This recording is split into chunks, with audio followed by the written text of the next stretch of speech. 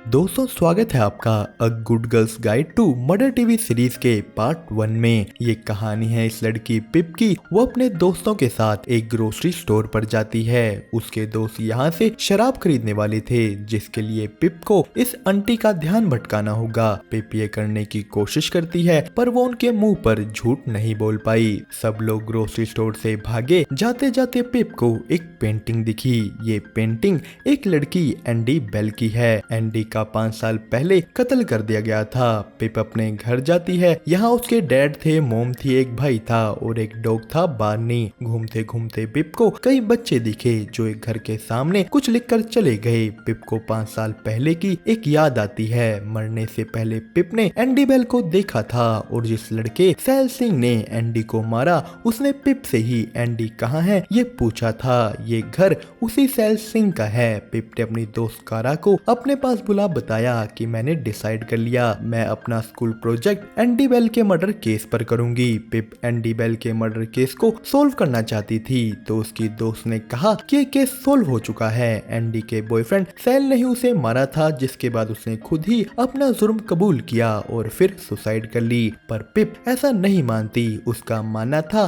कि सैल एक अच्छा लड़का था, वो ऐसा नहीं कर सकता। पिप इस केस के पीछे पड़ जाती है। एंडी को 19 अप्रैल 2019 को आखिरी बार एक सीसीटीवी कैमरा ने 10:30 बजे अपनी कार में कहीं जाते देखा था, पर इसके बाद कभी भी एंडी या उसकी बॉडी नहीं मिली। जांच पड़ताल में जो एक बॉडी मिलती है वो एंडी के बॉयफ्रेंड सैल की थी। अगले दिन पिप जाकर सैल के भाई रवि से मिली। रवि ने पिप को पहचान लिया कि तुम तो मेरे ही स्कूल से हो। वो दोनों साथ में वॉक करने लगे। पिप रवि को अपने प्रोजेक्ट के बारे बताती है, पर सुनते ही कि वो एंडी बेल के केस पर काम करना चाहती है, रवि उसे मना करके अपने घर में चला गया। दुखी पिप चलते चलते एक जंगल में पहुंच गई। यहाँ बहुत से ब्लैक रिबन टंगे हुए थे। यहाँ बीच जंगल में छोटा सा कैबिन था एंडी और उसके दोस्तों का। तभी पिप को कोई भागते हुए दिखा। पिप भागकर उसके पीछे गई। पिप ने सोचा वो एंडी है, पर असल में ये एंडी की बहन बेका थी। पिप बेका का सोशल मीडिया चेक करने लगती है। पिप की दोस्त कारा की बहन नाओमी सैल सिंह की दोस्त थी, पर कारा ने पिप को मना कर दिया कि तुम नाओमी से इस केस के बारे कुछ नहीं पूछोगी,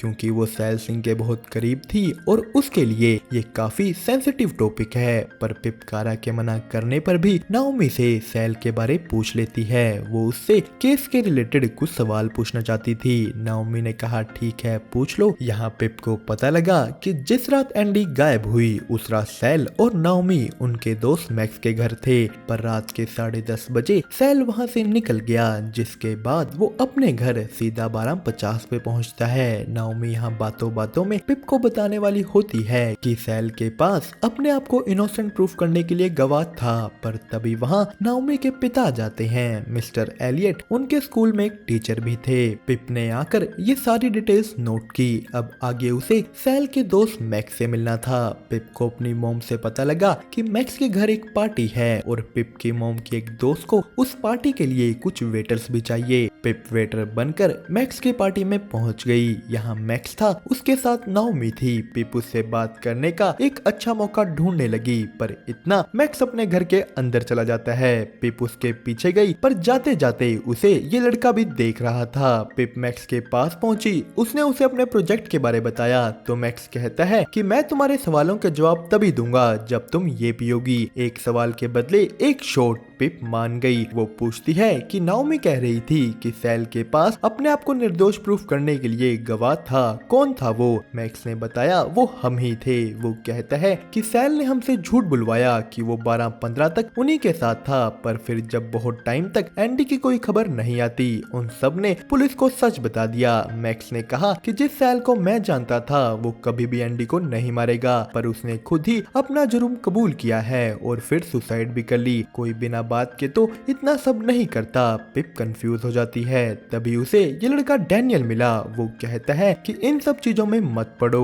पिप कारा के साथ यहाँ से निकल जाती है, पर जाते जाते नशे में उसने कारा को बता दिया कि उसने नाओमी से सवाल जवाब किए थे। अब ये सुनते ही कारा गुस्सा हो गई कि तुमने मेरे मना करने पर भी नाओमी से इस टॉपिक पर बात क्यों की? वो पिछले 5 साल से डिप्रेशन में है, तुम ये सब करके चीजों को और खराब कर दोगी। कारा कहती है कि अपना ये खेल खेल बंद करो। पिप गुस्सा हो गई कि ये कोई खेल नहीं है। वो कारा को छोड़कर रोते रोते आगे निकल गई। हमें दिखाया जाता है कि 5 साल पहले एंडी ने पिप को चुप रहने को कहा था, पर पिप ने सैल के पूछने पर उसे एंडी के बारे बता दिया और पिप को अब लगता है कि ये सब उसकी वजह से हुआ। वो अगर ना बताती तो ये ना होता। इसी के लिए वो ये केस सॉल्व करना चाहती है। वो फिर से रवि के घर गई। उसने रवि को बताया कि मेरे लिए एंडी का केस सिर्फ एक स्कूल प्रोजेक्ट नहीं है। पिप का मानना था कि सैल निर्दोष है। रवि पिप को सैल के कमरे में लेकर गया। वो उसे सैल का फोन दिखाता है जिसमें उन्होंने देखा कि जिस मैसेज में सैल ने अपना जुर्म कबूल किया था वो उसके बाकी मैसेज की तरह नहीं है।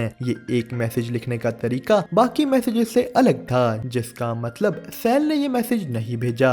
पिप सैल के फोन में उसकी और एंडी की चैट्स भी पढ़ती है। उसने देखा कि 17 अप्रैल को सैल एंडी को गुस्से से कुछ बंद करने को कह रहा था। हमें दिखाया गया कि सैल और एंडी की किसी बात पर लड़ाई हुई थी। एंडी सैल से माफी मांग रही है। पिप को पता करना होगा कि ये क्या चीज थी। दोस्तों, इसी के साथ एपिसोड 1 हुआ यहीं पर खत्म। आपको इसकी एक्सप्लेनेशन कैसी लगी हमें कमेंट करके जरूर बताएं। साथ ही साथ वीडियो को लाइक और चैनल को सब्सक्राइब करना मत भूलिएगा।